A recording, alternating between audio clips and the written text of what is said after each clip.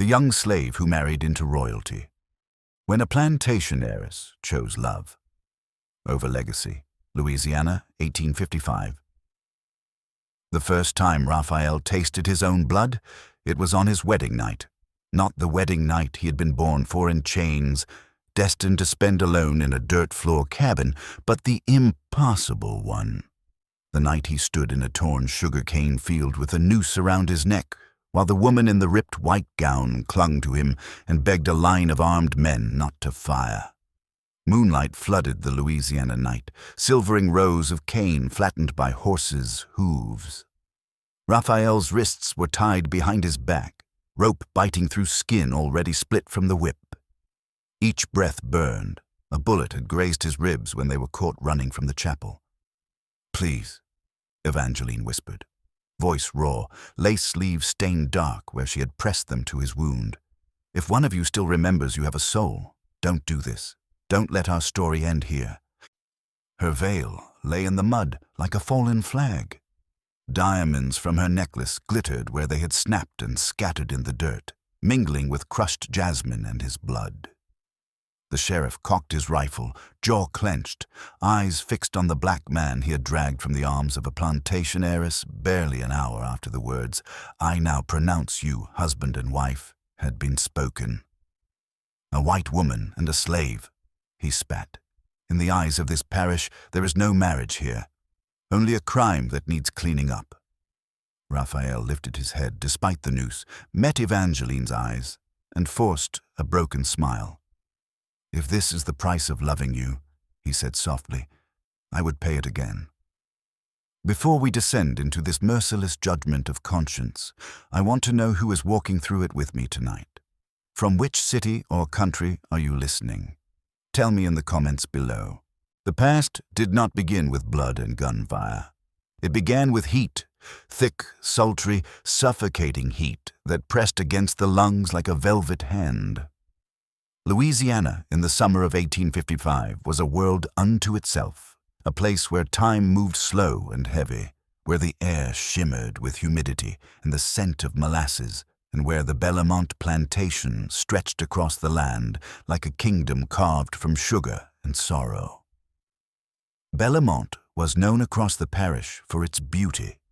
White columns rising 3 stories high, balconies wrapped in wrought iron as delicate as lace, jasmine crawling up the walls like living pearls. But beneath the elegance, beneath the polished silver and painted ceilings, was a beating heart of cruelty. Hundreds of enslaved men and women working from dawn until long after the sun had collapsed behind the cypress trees. Raphael Fontaine arrived there not by choice, nor by chance, but by the cold mathematics of debt. The collapse of his former owner's estate had cast him into the hands of auctioneers who spoke of men as though they were livestock, and he had been sold to Bellemont for the price of a carriage horse. On the first morning he stepped into the cane fields. The air tasted of ash from the burning stalks and salt from his own sweat. He worked in silence, always in silence, not because he had nothing to say, but because words were a luxury of the free. His eyes did the speaking for him, dark, steady, unyielding, eyes that held secrets he refused to surrender. There was something in those eyes that unsettled the overseers, a quiet pride, a refusal to bow inward. Raphael listened when spoken to, obeyed when commanded, but nothing in his demeanor carried the soft compliance they expected. His back was straight even when bent beneath the weight of the cane bundles. His jaw locked tight even when the whip cut across his shoulders, and his silence was not fear, it was resistance. At night, when the rest of the quarters collapsed into exhausted sleep, Raphael stayed awake, studying the stars through the cracks in the wooden walls. He remembered Latin verses taught by his first owner, a Jesuit priest, and whispered them to the dark. He remembered music, piano keys beneath his fingers, the warmth of candle-lit rooms where he had once played. A life stolen, but not erased. Across the plantation, in the grand house where crystal chandeliers cast rainbows across polished floors, lived Evangeline Rousseau, the daughter of Bellemont's master, Auguste Rousseau. To the world she was a southern jewel, the very image of refinement, a woman of delicate manners and Parisian upbringing. But the portrait was a lie. Evangeline wore silk gowns and diamonds, but none of it quieted the loneliness that hollowed her heart. She wandered the gilded halls as if moving through a museum where nothing belonged to her. Not the wealth, not the power, not even her own future. Every Sunday dinner was a ritual of silence where she smiled at suitors she did not want, at expectations she did not choose. Her mother had died young, leaving behind a daughter whose softness annoyed her father. Auguste Rousseau adored discipline, obedience, and the social order that kept him wealthy. His daughter, with her questions and moral stubbornness, irritated him like a stone trapped beneath a boot. She disagreed when he spoke of politics. She challenged his views on slavery, and worst of all, she did not fear him. She feared only one thing, being trapped in a life where she never once made a choice for herself. The plantation's wives whispered that Evangeline was strange, too educated, too outspoken, too unwilling to accept the role assigned to her. Yet they envied her beauty, the pale hair that caught sunlight like spun gold, the blue eyes that seemed always on the verge of spilling secrets, the walk of a woman who had been taught to glide rather than step. But beneath the silk and civility, Evangeline carried a restlessness she could not name. She stared from her balcony at the cane fields, feeling guilt press against her ribs at the sight of the men and women laboring under her family's wealth. She heard their songs at night, haunting, low, braided with longing, and felt something inside her tighten until she could not breathe. She wanted truth. She wanted humanity. She wanted something that did not fit anywhere within the script society had handed her. And then came the afternoon that would change everything. It was blistering hot, the kind of heat that blurred the horizon. Evangeline had gone to the garden to sketch, escaping yet another discussion about her eventual marriage to a wealthy Creole man she despised. She sat beneath the shade of a magnolia tree, sketchbook balanced on her lap. She meant to draw flowers. Instead, her pencil froze, because there, beyond the iron fence that separated the manicured garden from the working grounds, she saw him. Raphael. He was lifting a barrel of cane syrup onto a wagon, muscles tightening beneath sweat-soaked cotton, hair falling into his eyes. But it wasn't his strength that captured her breath. It was the way he moved, deliberately, as though nothing in the world could rush him. The overseer shouted, and Raphael did not flinch. He lifted the barrel with the same measured calm, shoulders glistening under the sun. Evangeline realized she had been holding her breath only when it escaped her in a quiet exhale. Something unnameable stirred in her chest. An ache, a question, a pull. Raphael paused then, as if sensing her gaze. Their eyes met through the fence. For a moment, the plantation vanished. No heat, no sky, no cane. Only two people staring across a forbidden distance. She felt suddenly exposed, as though he could see the restlessness inside her, the yearning she kept buried under silk. He was the first to look away, returning to his labor. But Evangeline's hands trembled, unable to steady her pencil. It was the first crack in a barrier that had stood her entire life. The incident began with thunder, one of those sudden Louisiana storms that rose from the horizon like a living thing. It was late afternoon when the sky darkened, turning the cane fields into a restless ocean of shadows. Evangeline had been returning from the garden, her sketchbook tucked beneath her arm, when the first crack of thunder split the sky. A sudden gust of wind lifted her skirts and sent loose papers flying. She gasped, dropping the sketchbook entirely as pages scattered across the lawn like startled birds. "No, no, no!" she cried, chasing after them as rain began to fall in heavy, hot drops. Several pages slipped past the iron fence and into the loading yard, where the workers scrambled to secure barrels and equipment before the storm worsened. She hesitated. She had never stepped into the working grounds. Ladies of the house didn't cross that invisible boundary, but her sketches, They contained her private thoughts, those unspoken pieces of herself she could not let others see. Heart pounding, Evangeline lifted her skirts and hurried through the small side gate, its latch rusted from disuse. Mud splashed against her shoes as she ran after the pages fluttering between wagon wheels. Lightning flashed again. She bent to reach for a page, and a horse, spooked by the thunder, reared back violently. Its hooves crashed down inches from her hand. "Watch out!" a voice shouted.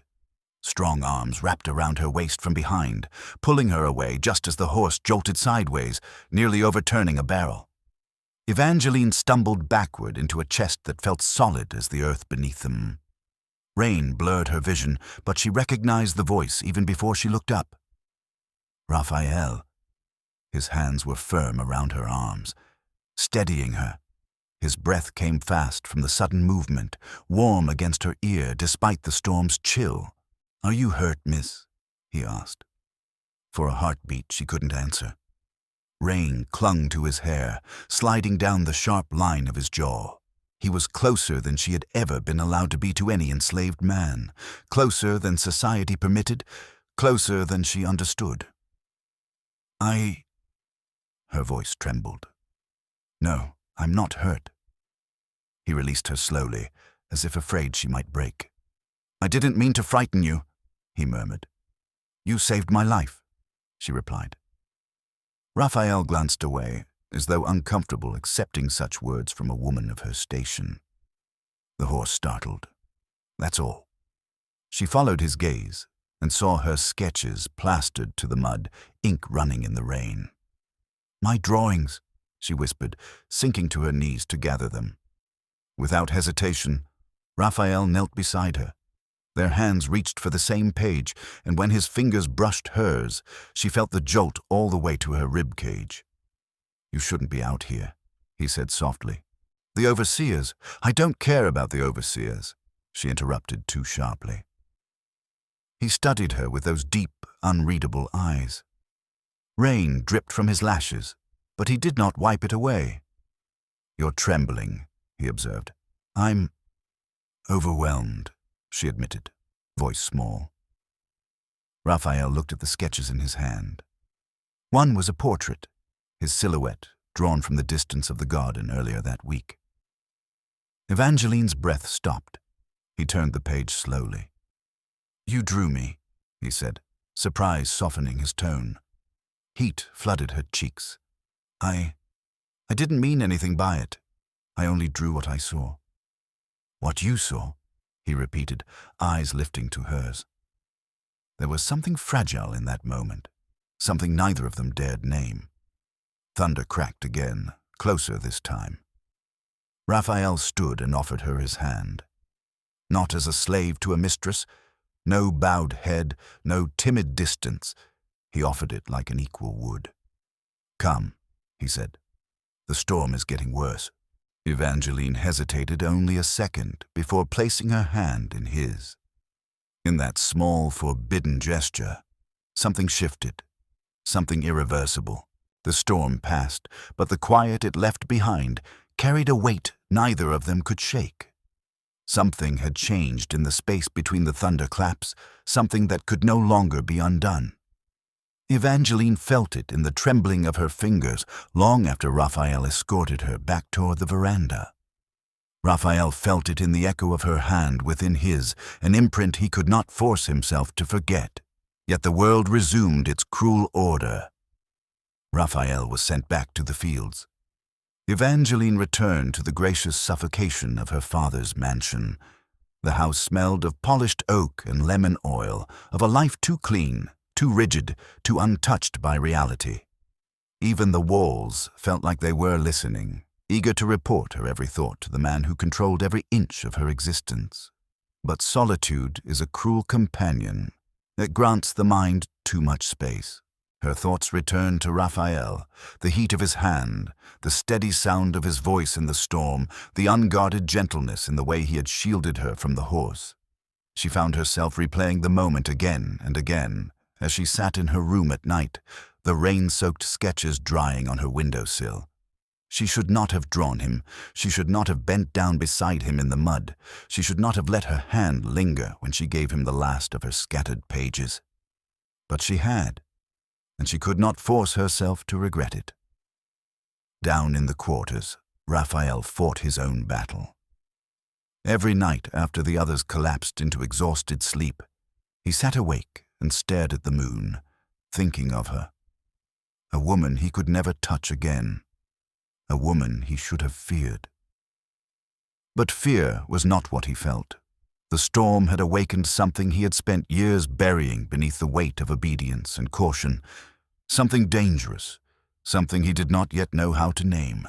He told himself it was simply humanity, gratitude, a fleeting spark of connection in a world built to extinguish them. But when he closed his eyes, he did not see gratitude. He saw Evangeline kneeling beside him in the rain, her hair plastered to her cheeks, her eyes wide with a vulnerability he had never seen in a white woman. He saw her fingers trembling when they brushed his, and he felt his resolve fracture. Days passed. The storm faded into memory, but a current remained between them, invisible and undeniable. The next time they crossed paths, it was not an accident.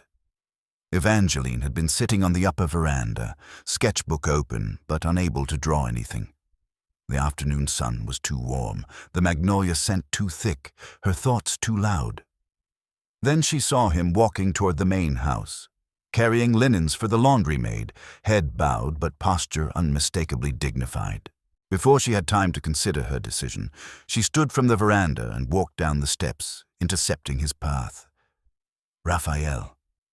He froze.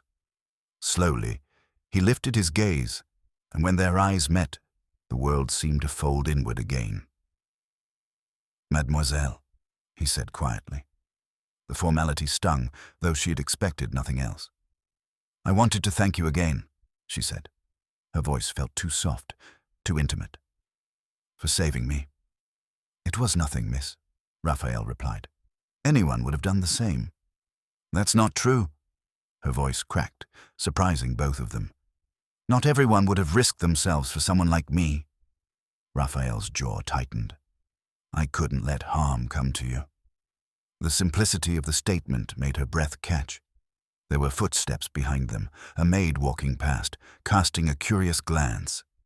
Raphael stepped back immediately, hands at his sides. "You should go," he murmured. "I know," she whispered. But she didn't move, and neither did he.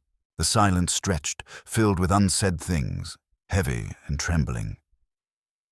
"Will you walk with me?" she asked suddenly, her voice barely a breath. Raphael's eyes widened. "Miss, that wouldn't be proper." "I don't care about proper." "You must," he insisted softly, "for both our sakes." Her chest ached with the truth of it, but the ache didn't quell the longing. "Just for a moment," she pleaded. "We will speak of nothing improper. Only the storm." Raphael hesitated.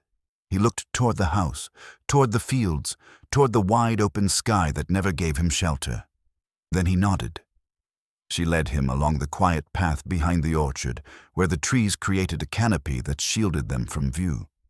Birds called from the branches, and the heavy sweetness of ripening peaches hung in the air. "This is my favorite place," Evangeline confessed. "No one comes here. No one searches for me."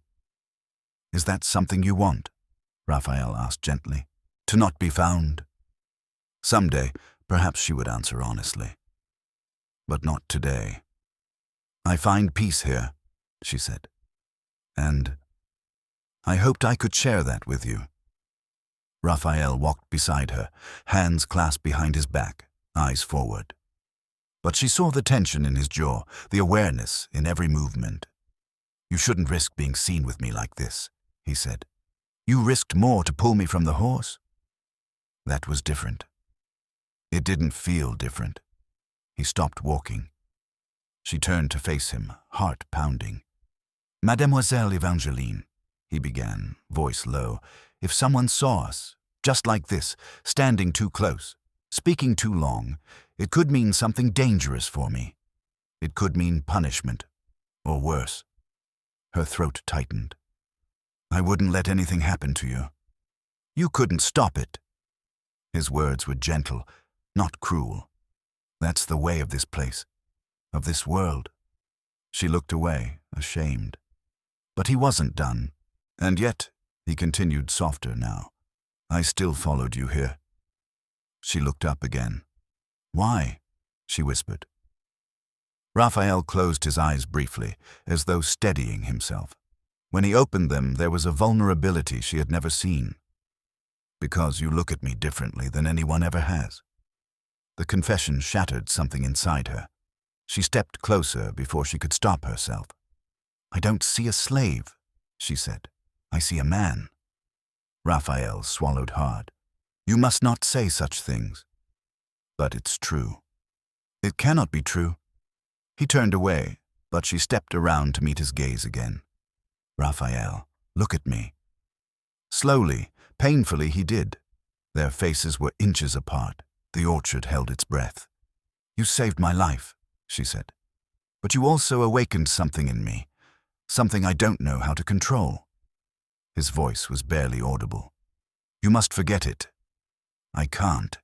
He clenched his fists, fighting himself. If I let myself feel anything for you. You already do, she whispered. The truth hung between them. Raphael's breath faltered. He took a small step back, but it wasn't enough to break the intensity. You don't understand what desire means for someone like me, he said. Desire is dangerous. Desire is a sentence. Then let it be mine, she said. Not just yours. He stared at her as though she had spoken something unimaginable. Evangeline forced herself to continue. I know I should be afraid, but when I'm with you, I feel free, as if the world cannot touch us. Raphael looked away, shaking his head. The world will always touch us. But here, when we speak, it feels as if it doesn't exist. He exhaled sharply, as though the words hurt. You don't understand the line you cross. Then help me understand. Her voice cracked. Tears she did not expect pricked her eyes. Raphael froze when he saw them. Something in him broke. He reached out, slowly, hesitantly, and wiped one tear with his thumb, his touch feather-light. It was the first time he had touched her by choice. Electricity raced through her veins. Evangeline, he murmured. His voice wrapped around her name like a prayer. She closed her eyes, leaning into his hand.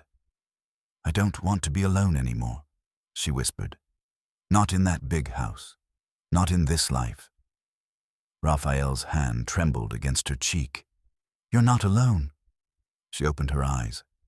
You're with me, she said.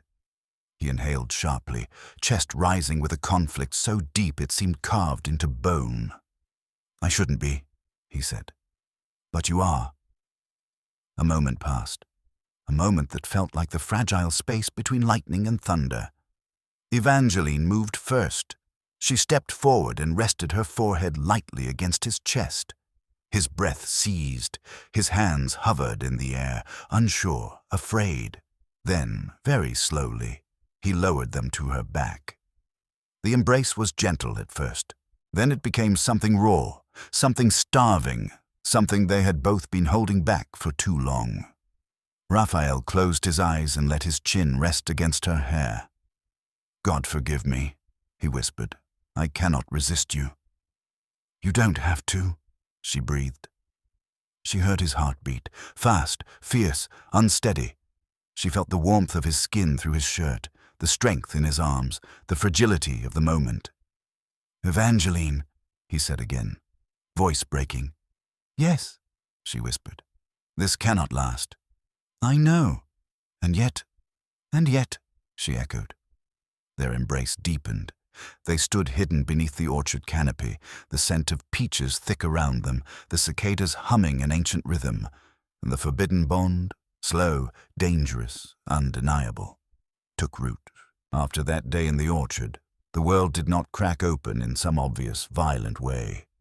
It shifted quietly, like a river changing its course beneath the surface, unseen until the land above it collapsed.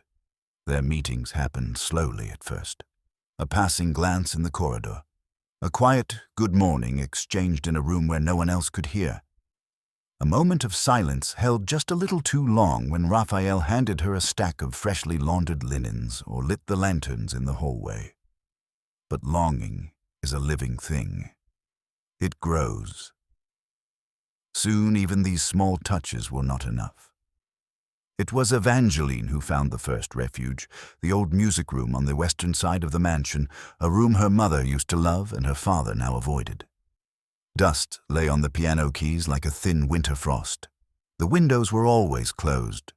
No one entered, except Evangeline and, eventually, Raphael.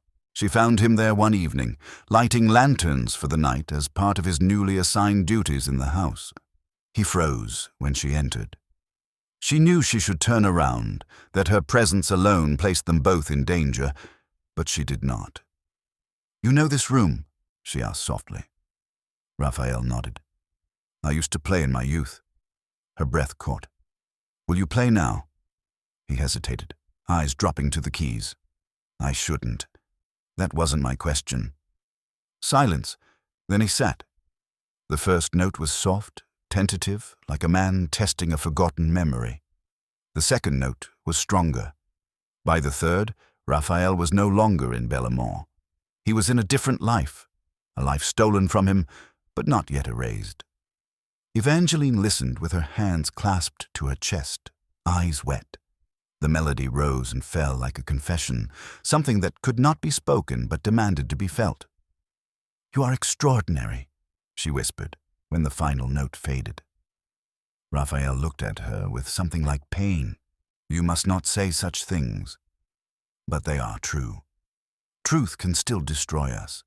She stepped toward him, drawn as if by invisible threads. "Then let us be destroyed together." Raphael stood abruptly, knocking the stool backward. "No, don't say that." His voice trembled. "You don't understand what you risk." "I understand exactly what I risk," she replied, "and I choose it." Her words cracked the final defenses around him. He reached for her, one hand trembling as it brushed her cheek, the other rising to her waist, touches that spoke more honestly than any words could. "Evangeline," he breathed. She kissed him. It was not a fierce kiss at first. It was slow, reverent, as if both feared the moment would shatter if they pressed too hard. Then Raphael's restraint broke. His hand cupped the back of her neck, drawing her closer. Her fingers curled into his shirt, pulling him into the gravity she could no longer resist. When they finally parted, both were breathless. "This cannot happen again," Raphael whispered, forehead resting against hers. "It already has," she replied, brushing her thumb across his jaw. He closed his eyes, defeated, not by her, but by what he felt. And so the forbidden bond deepened. They began meeting in the music room at dusk, when the house grew quiet and the light turned golden through the dusty windows. Raphael would play, and Evangeline would sit on the floor beside the piano, eyes closed, letting the music wash over her. Sometimes they talked, sometimes they simply sat with their shoulders touching, neither daring to name what grew between them.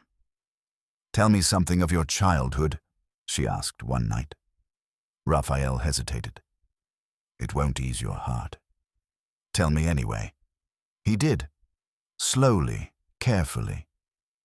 He told her of the priest who first taught him music and reading, of the nights he spent under the stars learning the constellations, of the first time he heard a slave scream under a whip and realized the world could take everything from a man without ever touching his soul.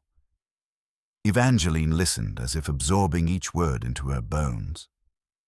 "Tell me your secrets now," Raphael said one evening.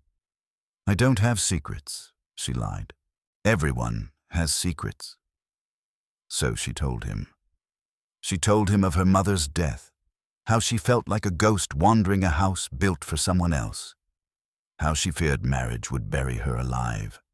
How her father's expectations pressed on her chest like an iron weight. "How do you endure it?" Raphael asked softly. "I don't," she whispered. "Not until you." His hand brushed hers. She did not pull away. Nights grew longer. Their meetings grew riskier. The silences between them grew charged, alive with unspoken desire. And then came the night she entered the music room and found Raphael waiting, lanterns already lit, his expression storm-torn. "Someone saw you last night," he said. "One of the house servants." Her pulse stopped. "Did they see us together?" she whispered. "I don't know, but whispers have begun." Evangeline stepped closer, refusing to retreat. "Then what do we do?" Raphael looked at her with a mixture of longing and despair. "We stop." "No, we must." "I won't." He turned away. She walked around him, forcing him to meet her eyes. "You think running from this will protect me? Or protect you?" "It will protect you from ruin." "And you?" He exhaled sharply. "I cannot protect myself." She reached for him then, not gently but desperately, hands on his face, forcing him to look at her. "I love you," she said. The words fell between them like a seismic break. Raphael froze, every muscle in his body tightening. "Don't say that," he whispered, voice wrecked. "You don't know what love means for a man in chains." "I know exactly what it means," she insisted. "It means I cannot breathe without you. It means I've chosen you, even if God himself stands against it." Raphael's lips parted in a strangled sound. "I love you," she repeated. "I love you. I love you." He grabbed her then, not in anger, but in surrender, pulling her into a kiss that stole the strength from her knees. It was a kiss of desperation, of fear, of a man who had lost the war against his own heart. When he finally spoke, his forehead pressed against hers. His voice was a prayer and a curse all at once. "Then we are damned," he whispered. "Then let me be damned with you." And in that forbidden secret room, as music sheets fluttered from the breeze of the open window, Raphael and Evangeline sealed a bond that no law, no whip, no man, not even God, would ever be able to break. Their love had begun. Their ruin was coming. The first sign of danger was subtle. A shift in the air, a quietness in the quarters, a pair of eyes watching too long. Raphael felt it before Evangeline did. Enslaved men learned early how to sense changes in the wind, anything out of place, anything off rhythm. Survival depended on it. One evening as he returned from the fields, he noticed Jacques, the warehouse keeper, leaning against a post with his arms crossed. Jacques watched him, not with curiosity, but calculation. A glint of something hungry lit his eyes. Raphael held his gaze for a fraction of a second, then looked away, but unease crawled up his spine. Later that night, as Raphael walked back to his cabin under the light of a thin moon, he heard footsteps behind him. When he turned, no one was there. The silence felt wrong, too tight, too expectant. Someone knew. Inside the mansion, Evangeline began to feel the tension as well. Mamie Claire, who had always been gentle and warm, suddenly grew anxious. She hovered at Evangeline's bedroom door, smoothing invisible wrinkles from her apron, avoiding direct questions. "Child," Mamie said one evening, voice trembling, "you must be careful where you walk at night." Evangeline set down her brush. "Mamie, what do you mean?" "There's talk," the old woman whispered. "Talk of shadows moving around the house, of footsteps in rooms meant to be empty. People start noticing things when they shouldn't." Evangeline stiffened. "Are they talking about me?" Mamie closed her eyes, as though to block out the truth. "They're talking about both of you." Fear curled inside Evangeline like a cold serpent. She forced a steady breath. What if they heard? Mamie hesitated. Enough to be dangerous. Enough to get that boy killed. The words hit her like a blow. Killed. The reality she had refused to fully face now stood before her, sharp-edged and merciless. The world she lived in did not forgive love. It crushed it. It strangled it. It burned it alive. That night, Evangeline rushed to the music room, hoping Raphael would be there, but the room was empty. She paced, heart pounding, until she heard a light tap on the door. He slipped inside, closing it behind him, shoulders tight, eyes sharp with alertness. "You are followed," he said softly. Her breath caught. "By who?" "I don't know, but someone watched me walk to the house. Someone stood behind the barn when you came down the veranda steps, and Jacques—" He swallowed. "Jacques is no fool. He sees things." A chill ran over her arms. "Raphael, we must stop meeting like this." He nodded, though pain flickered across his face. "We must, for now." But the words held no conviction, only fear. Evangeline stepped forward, gripping his hands. "We'll figure something out. We'll find a way." Raphael shook his head. "This world will not give us a way. Then we'll make one. You think we can outrun this place?" His voice cracked. "Evangeline, they will kill me for looking at you the way I do. If they know what we've done—" She pressed her palm to his cheek. "Don't say it." "I have to," he whispered, "because danger is closing in." Thunder rumbled in the distance, an omen, a warning. Then came the breaking point. The next morning, as Raphael carried water to the house, Jacques approached him. He stood too close, smile too smooth. "You walk by the big house too often lately," Jacques said. "Doing extra work?" Raphael kept his face blank. "I go where I'm assigned." Jacques leaned in, voice dropping. "Or where you're invited." The air froze. Raphael didn't react, didn't breathe, didn't blink. Jacques laughed quietly. "Careful, Fontaine. A man like you ain't meant to be near silk and gold." Raphael bristled, but forced himself still. "If you have something to say, say it." "Oh, I will," Jacques said. "To the right ears." Raphael felt a thread snap inside him. That night he went to the music room for what he feared might be the last time.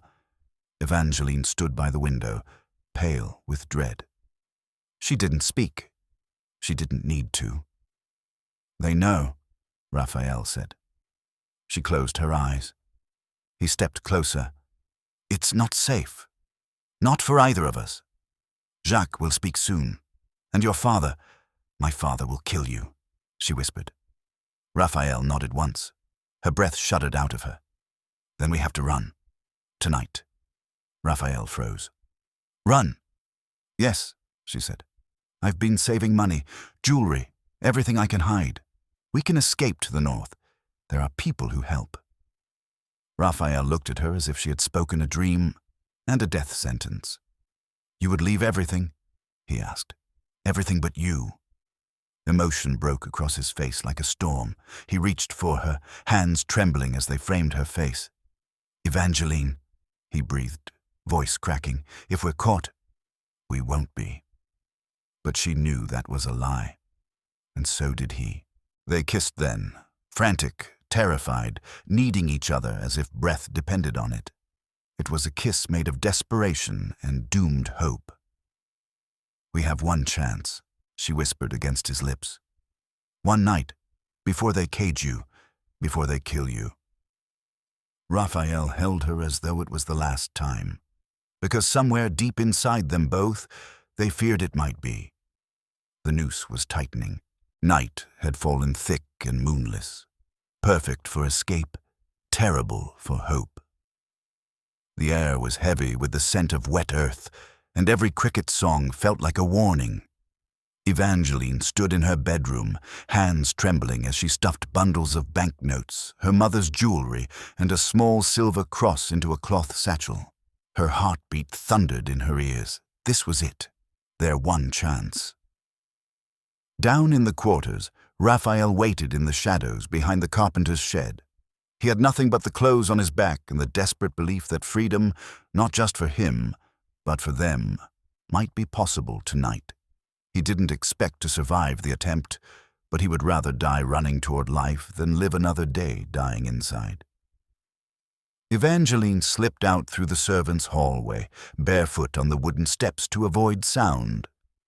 She wore a simple linen dress instead of silk, her hair braided tight. The night clung to her like a shroud. When Raphael saw her shape emerge through the darkness, he exhaled the breath he'd been holding. She ran into his arms, clutching the satchel to her chest. "Are you ready?" she whispered. "No," he answered truthfully, "but I'm with you." Their fingers intertwined. They moved quickly across the fields, keeping low between the cane rows. Raphael led the way. He knew the ground, the patrols, the blind spots. Every sound made Evangeline jump. The rustle of cane leaves, the distant bark of a dog, the snap of a twig under her heel. "Keep close," Raphael murmured. "We're almost at the river." If they crossed the river, they could reach the traveling road. If they reached the road, they could meet a conductor from the underground network waiting miles north. If everything went right. But nothing went right. The shout cut through the night like a rifle shot. "Hey, who's there?" Torches flared to life behind them. 3, then 4, then 6. The overseers. And at the front, grinning like a devil tasting victory, stood Jacques. Raphael grabbed Evangeline's wrist. "Run!" They sprinted through the cane, stalks slashing at their arms. Torches bobbed behind them. The sound of boots hammering the ground grew louder. A bullet whistled past Raphael's head. Another cracked into a cane stalk inches from Evangeline's face. Raphael shoved her down an embankment as dogs began barking. They slid into the mud, scrambling to their feet. Raphael shielded Evangeline with his body, forcing her forward. "Keep going," he growled. They reached the river's edge, black water churning beneath the storm clouds. "Can you swim?" Raphael asked. "Yes." "Then jump when I say." But before they could leap, gunfire erupted again. Raphael jerked, hit in the ribs by a grazing bullet. Evangeline screamed, catching him as he staggered. "No, Raphael, no. I'm fine," he lied, blood warm beneath his shirt. "Jump, now." They plunged into the freezing water. The shock stole Evangeline's breath. Raphael pulled her up, swimming with one arm, his injured side burning. They kicked desperately toward the far bank, but the current was faster than he remembered, dragging them downstream, spinning them in circles. Behind them, more torches appeared. The overseers lined the bank, rifles raised. "They're in the water," Jacques shouted. "Shoot on sight." Raphael wrapped an arm around Evangeline's waist. "Hold on to me." "Raphael, hold on." He swam harder, the muscles in his arms screaming, blood dripping into the river. Evangeline kicked beside him, pushing through the terror. A gunshot cracked. Water exploded inches from her head. Another shot. Raphael felt a searing pain rip across his shoulder, but they kept swimming. With a final desperate heave, Raphael shoved Evangeline onto the far bank. She crawled forward, coughing, mud clinging to her hands. "Come on," she begged, reaching back for him. "Come up." Raphael grabbed the bank, pulling himself out of the water. A gunshot echoed again. He cried out, collapsing onto the mud. Evangeline screamed, dragging him behind a fallen log as torches flickered along the opposite bank. "Raphael, Raphael, stay with me." He coughed, blood staining his lips. "I'm okay, just winded." He was not okay. The shot had torn deep into his side. Torches spread along the bank like fireflies of doom. "They'll cross," Evangeline whispered, terror choking her voice. "They'll come across and find us." Raphael forced himself to stand, gripping the log for support. "We have to move." "You can't walk." "I can't stay." He staggered forward. She rushed to his side, slipping her shoulder under his arm. Together they climbed the slope into the trees, disappearing just as the first overseers started wading into the river. Branches whipped at their faces. Raphael's blood left a faint trail behind them. He faltered at the base of a cypress tree, knees buckling. "Leave me," he rasped. "If they catch us both." "Never," she hissed. "Never say that." He managed a broken smile. "Stubborn woman." A rifle crack split the night. A bullet shattered the tree trunk inches from Evangeline's head. "They're close," Raphael whispered. "No," she said fiercely. "They're too late." She helped him up, her own legs trembling, her heart pounding like a war drum. They pushed deeper into the forest until torchlight flickered at their backs, too bright, too close.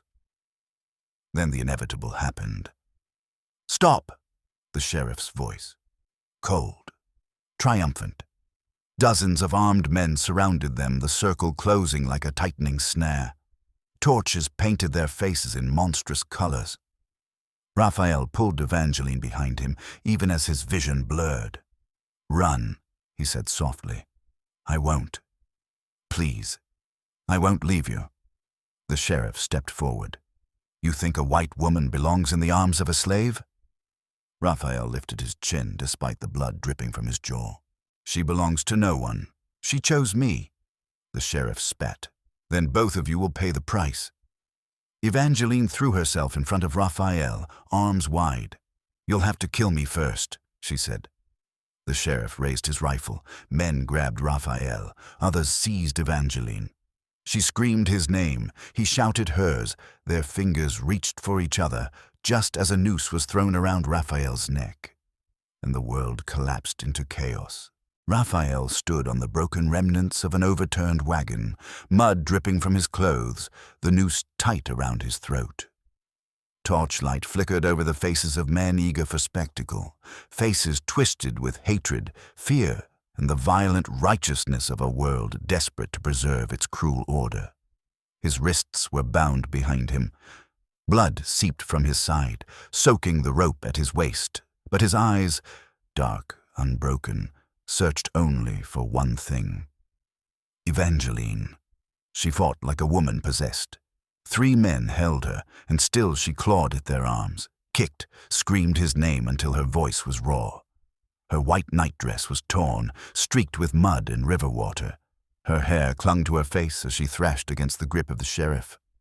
"You'll kill him over my dead body," she cried. "That can be arranged," the sheriff muttered, dragging her closer so she was forced to watch the spectacle. Raphael closed his eyes for only a heartbeat, not in surrender, but in prayer. Let her live. Let her survive this. Take my life if you must, but spare hers. When he opened his eyes again, she was staring at him with a desperation that carved itself into his soul. Her breath trembled with every plea, every sob, every word of defiance. "Raphael," she cried, "don't you dare leave me." The sheriff raised his hand. "Lift him." But before the order could be carried out, another voice cut through the night, a voice that shook even the torches. "Enough." The crowd parted as Auguste Rousseau stepped forward, face pale, jaw clenched. He looked at his daughter, his only child, then at the man she had chosen over wealth, power, and safety. "What has happened tonight will be buried," he said coldly. "No one will speak of it again." The sheriff bristled. "Sir, this is a matter of the law." "This is a matter of my household," Auguste snapped, "and I will not have the Rousseau name dragged through the mud because you want blood."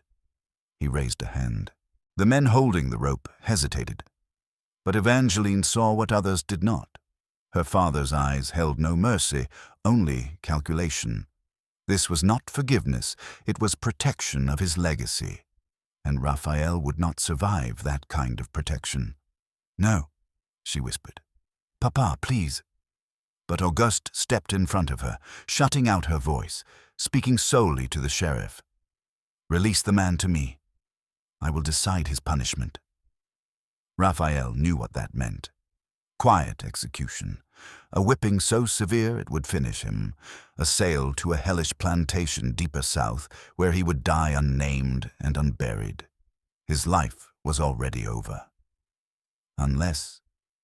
Evangeline broke free at last, stumbling to Raphael, grasping his face between her trembling hands. "Look at me," she begged. "Stay with me." "How?" he whispered, voice hoarse. "Evangeline, there is no place in this world where they will allow us to live." "Then we will build a new world," she whispered fiercely.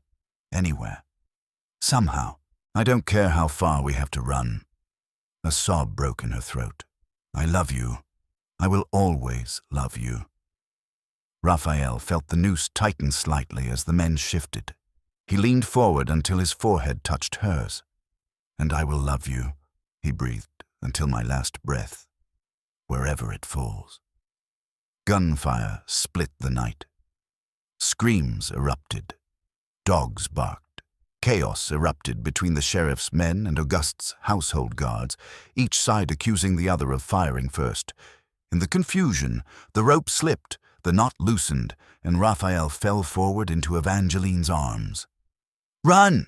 someone shouted behind them, Samuel's voice, distant but unmistakable. "Go now!" Raphael staggered to his feet. Evangeline grabbed his hand. Together they vanished into the cane fields as bullets whistled past, the night swallowing their silhouettes whole. The story is over, but the pain of that era still resonates. How are you feeling right now? Are you listening to this story alone or with someone? Share your feelings and where you are right now.